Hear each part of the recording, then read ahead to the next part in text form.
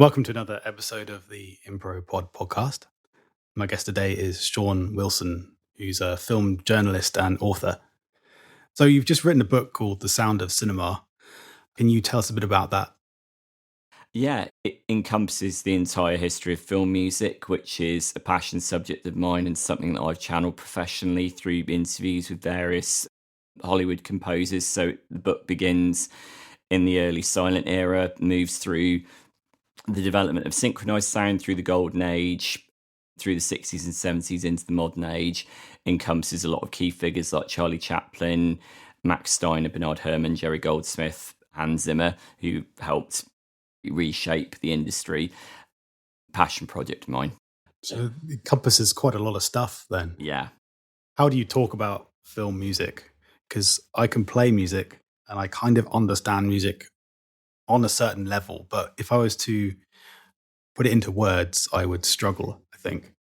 Yeah, that's really interesting because I come at it from exactly the opposite angle. I did play the violin at school, but I could probably still sight read a little bit up to a very basic level, but I'm not a musician. So I come at it purely from what can music do in terms of visceral emotion? Like, what does music instinctively do to me when I listen to it? And having interviewed a lot of composers whose primary role is to collaborate with the director, more often than not, composers tell me, we don't want a director who understands notation. We want a director who's just going to speak in emotional terms, like colours. Very often, composers tell me that the more a director knows about music, the harder it is to actually communicate with them, which I've always thought is quite interesting because I would have assumed it would be the other way around. If I listen to something by Thomas Newman, who's one of my favourites, Thomas Newman's music is invariably quite melancholic and it really appeals. It's very hard to put into words why it appeals. It's just the tone, I think, feels very authentic and very real, if you know what I mean. Yeah. I mean, he brought the marimba back. He did with American Beauty, yeah. Yeah, he did. So I'm going to play you a piece of music and it's completely improvised. So I haven't thought about it at all, haven't put any preparation into it. And I'd like you to tell me what it makes you think of. So that's anything that comes into your mind.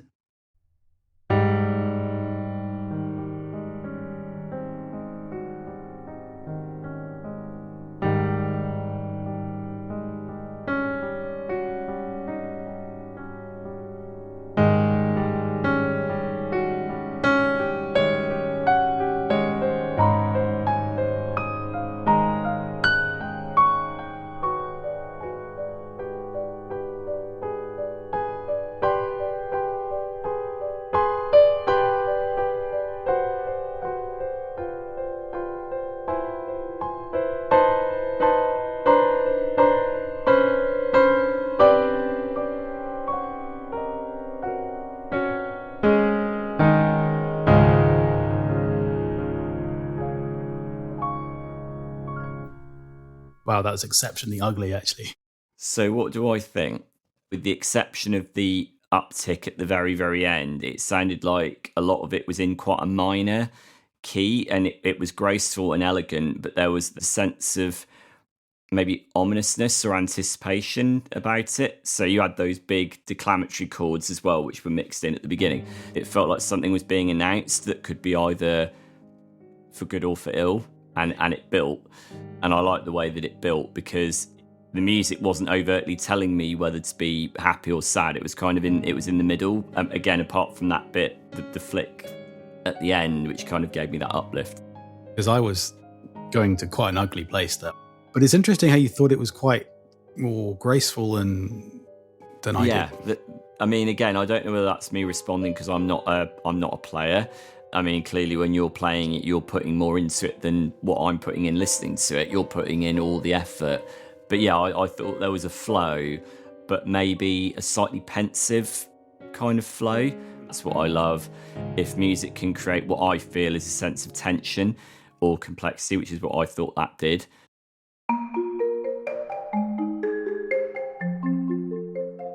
So I'd like you to tell me a story of some kind.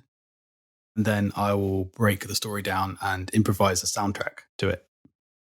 There's one time where me and two friends In 2022, we were traveling through the Balkans, which we'd done several times before. The Balkans is an extraordinary landscape. We were headed for this destination. It's called Orcrid town. It's right at the bottom of Macedonia, not far from the border with Greece. And we'd rented the car. And then we get to the outskirts of the town. Okay, this looks fairly utilitarian. You move away from the urban centre into the old town and you get into the heart of the piece. And I was greeted with one of the most beautiful views I've ever seen in my life. I'd say it's up there with the Scottish Highlands and Monument Valley in America, in as much as you're presented with this enormous, serene lake, so enormous that it actually separates southern Macedonia from Albania on the other side. So you get like a panoramic view of two countries stretching out in front of you, like as far as the eye can see. And we're staying in this old Italianate town that kind of hugs the shoreline. I was absolutely blown away by it. Apparently, it's the oldest lake in Europe. The serenity and the beauty of it really resonated with me, and I thought it was astonishing. That's never really left me, that place. I'd love to go back, actually. So you have the adventure of the journey, the anticipation of the journey, and then the beautiful payoff at the end, which really touches your soul. I'm reminded of the scenes in Lord of the Rings and The Hobbit when the hobbits visit Rivendell, the elven stronghold. They are absolutely stunned into silence by how beautiful it is. A lot of that is down to Howard Shore's very understated sense of like awed reverence, I think, in the music. Whenever I see somewhere beautiful, wherever I'm traveling, that music always usually pops into my head because of how beautifully Howard Shore captured that hushed sense of like wonderment. What is it about the piece of music that creates a sense of wonderment for you? It's because Howard Shore isn't overly emphatic or melodramatic with it. The music is actually quite reserved. There is a hushed sense of awe in line with the Hobbits' reactions to what they're seeing. I think it would have been very easy to have gone full musical fireworks and to have made it quite saccharine and bombastic and sentimental, but Howard Shore is a much more sophisticated composer than that. The music has almost got like a hushed sense to it, which I think paradoxically makes it more powerful.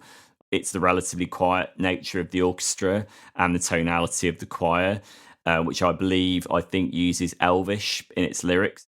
It honours the spirit of Tolkien as well, but more, it just captures that sense of reverential beauty, I think, in a way that is really quite profound. Elvish, yeah. Oh, yeah. Not Elvis, but... That would have been interesting. He'd got in Elvis in there. So there's a sense of wonderment, this kind of sense of surprise. What I'm going to do is listen to that piece of music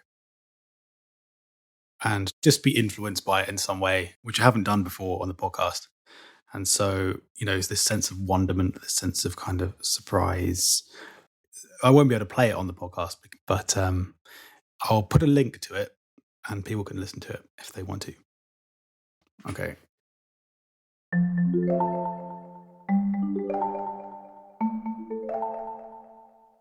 So we just listened to Many Meetings by Howard Shore. It's a great piece of music. You can see in the beginning, they kind of use that interval. That's A major chord with a sharp 5. It gives that sense of mystery, sense of wonderment as you're talking about. And then you've got the A major to F major.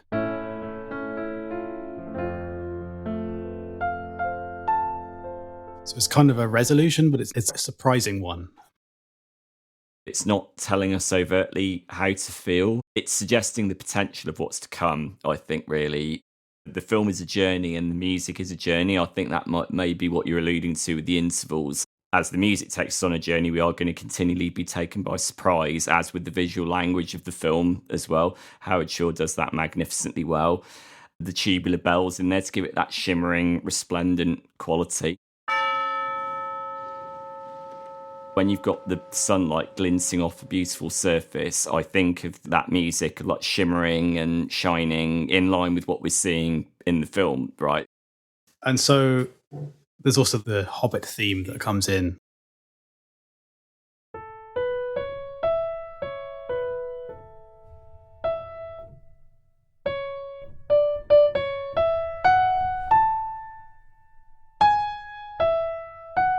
Maybe? It's there.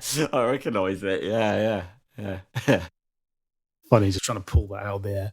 And that's obviously a big part of the film and the entire kind of series, Yeah, really, it's the isn't it? backbone, the musical backbone of the whole, both the Lord of the Rings and the Hobbit trilogies, that theme. Yeah, for sure.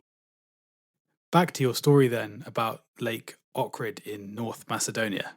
Musically, then, I'm going to experiment with this major sixth interval and then try and come up with a theme that has this sort of wonderment element to it, whilst being inspired by Howard Shore, but not ultimately ripping him off. Okay, here we go. So this is your journey. So you arrive at this place, and you said it was kind of nondescript. As you adventure into the old city, it becomes more miraculous, and you get the sense of wonderment as you see this sort of giant lake. Okay.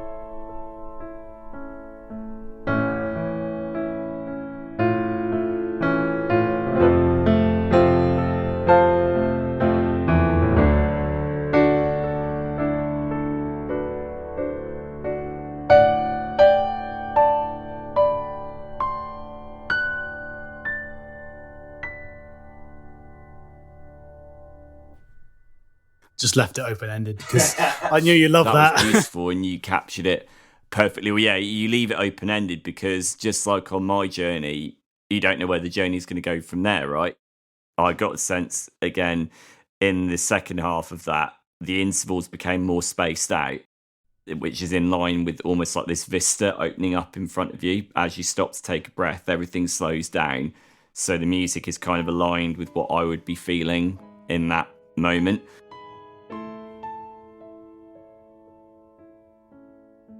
So you've got the rush to get there, the movement of getting there, and then, wow, it's like, let's just stop and take a moment here. And then your music expanded like that. That's the impression I got.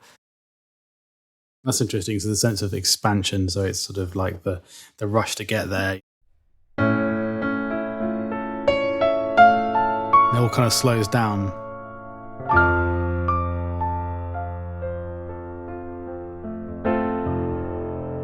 D major.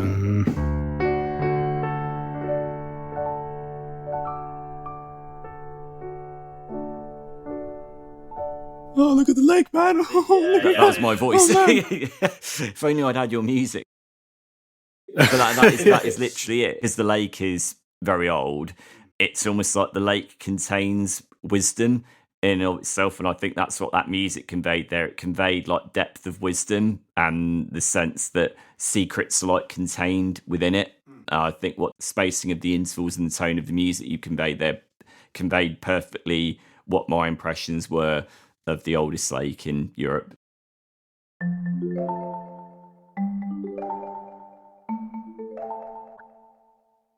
Story number 2 then.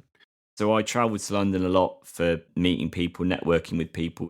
So you have like a degree of functionality and sort of mechanism in terms of the journey mixed with the excitement of getting to London. So you have the movement and bustle of London.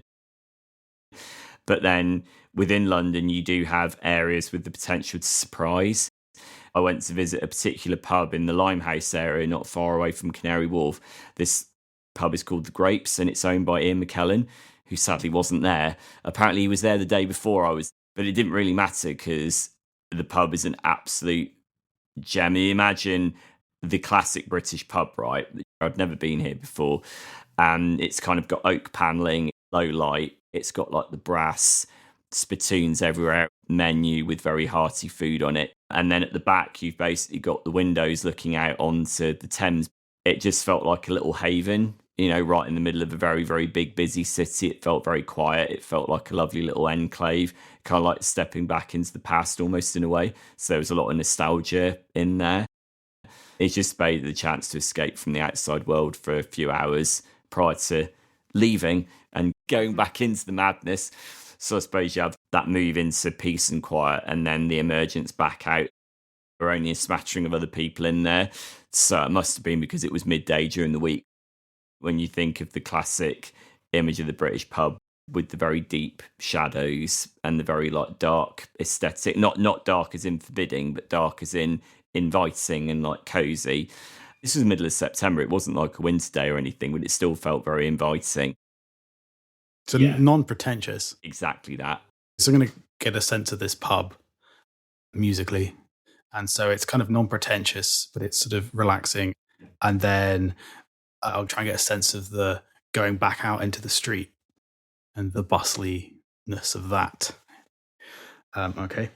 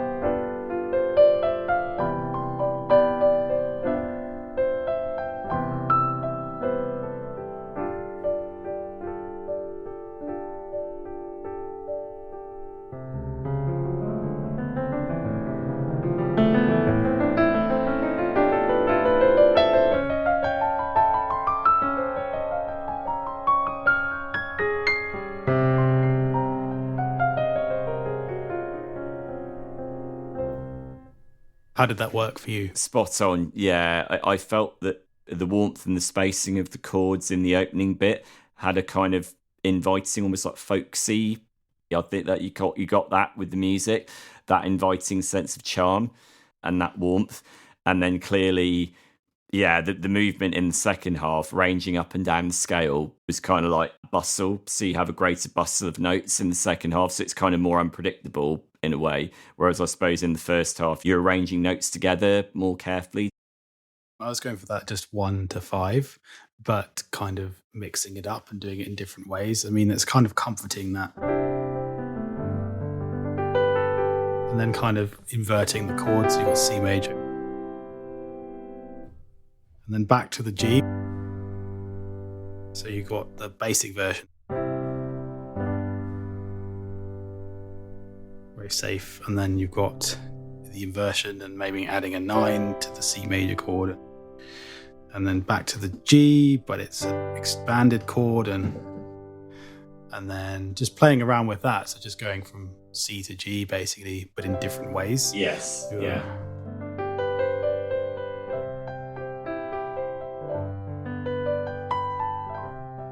So you've got that kind of sense of comfort, but it isn't boring and it isn't sterile, which is interesting because if you say in the travel lodge, which is possibly a safe travel lodge, but a very boring one, that where it's almost like soul destroyingly safe, it's like that feels more static. But like you said, the central idea is relatively straightforward, but you're just playing around with the presentation of how that idea is expressed. Yeah, the same idea, but I'm kind of saying it in different ways. Yes. Which I think is a nice thing in film music, especially when you have a vibe and you don't want it to be the same piece of music over and over again. Yeah. I think simplicity to me means clarity of purpose and emotional communication. But the thought that's gone into that simplicity of purpose is probably incredibly complicated. It just translates in a very emotionally direct way. Someone like John Williams is the master at doing something like that, of presenting an idea that might be relatively straightforward in its execution, but finding ways to invert it, to break it down, to constantly change our expectations. When you think of something like the Raiders March, I think there are 2 hooks in the Raiders March. John Williams said to Steven Spielberg, which one do you think I should use? And Spielberg said, why don't you just join them together, because I like both of them. So what did you get out of this podcast? So what I got out of it was, well, firstly, your amazing intuition to take my intangible ramblings, impressions of things that I've done, and to make them concrete. So you're taking the intangible and you're making it tangible through your music. I think that's amazing. That's actually really quite magical to watch that, because everything you just played with relation to my stories pretty much defines what I felt when I was going through those experiences. So thanks for that. I think for me, that also underlines the wider importance of musical storytelling, about how musicians can basically pluck things out of the air. They can take these illusory ideas that people, whether there's someone like me or whether they're directors, whoever, the ideas that these people have, and can translate them through chords and intervals and tones and melodies, and the ability for musicians to take those intangible impressions and to connect with people. I think that's why we listen to music, isn't it? Whether it's classical, whether it's pop music, it might be the most magical of all things, I think, musical storytelling. It's kind of the hardest to define, but I think we all kind of understand it on a deep-seated level, even if, like me, you're not actually a musician. That's what I took out. Really enjoyed it. Yeah, so thanks for having me on. Great. Well, thank you very much, Sean. If you want to check out Sean's book, The Sound of Cinema, I'll leave a link to it in the description. Join us again for another episode of ImproPod. Thanks for listening.